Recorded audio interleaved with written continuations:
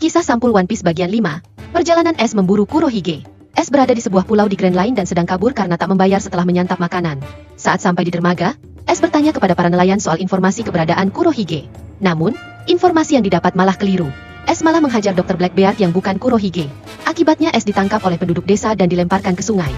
S yang pemakan buah iblis tidak bisa berenang dan hampir mati terseret arus sungai.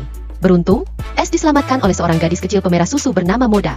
S dirawat di rumah gadis tersebut sampai dia sadar. Moda kemudian meminta bantuan S untuk menyerahkan sebuah surat.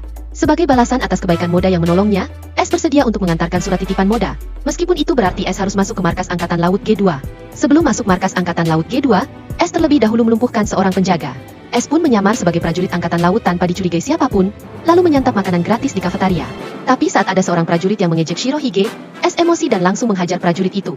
S pun kabur dan melumpuhkan seorang kapten Angkatan Laut, dan berpura-pura menyamar lagi, kali ini sebagai Kapten S.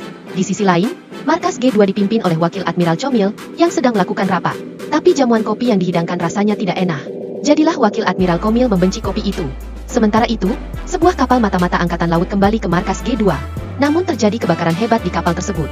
S yang juga sedang menyeruput kopi, terkejut oleh para prajurit yang berlarian dengan wajah panik. Wakil Admiral Chomil juga turut panik, karena ada kemungkinan semua informasi penting yang sifatnya rahasia bakal ikut terbakar. Di saat seperti itu, tiba-tiba seorang prajurit masuk ke dalam kobaran api kapal mata-mata tadi. Dia menyelamatkan seorang agen marinir beserta kopor yang memuat informasi penting. Namun, identitas sang prajurit terbongkar. Dia adalah S, sehingga para Angkatan Laut segera menembaknya. Tapi S kebal senjata, dan sempat kembali menemui Chomil untuk melanjutkan misinya yang terlupa, yaitu memberikan surat titipan Moda kepada Chomil. Dari sana, Chomil membaca surat Moda, yang isinya tawaran untuk membeli susu buatannya. Dengan bantuan peta tempat tinggal yang ada di surat tersebut, kapal catering makanan markas G2 datang membeli susu buatan Moda. Ternyata petugas catering marinir tersebut adalah kedua orang tua Moda yang bekerja sebagai koki. Mereka pun bahagia bisa bertemu dengan sang putri.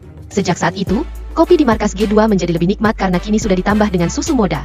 Sementara itu, S berlayar kembali setelah mendapat informasi tentang keberadaan Kurohige dari kapal mata-mata Angkatan Laut, dan sekarang siap untuk menghadapi Kurohige.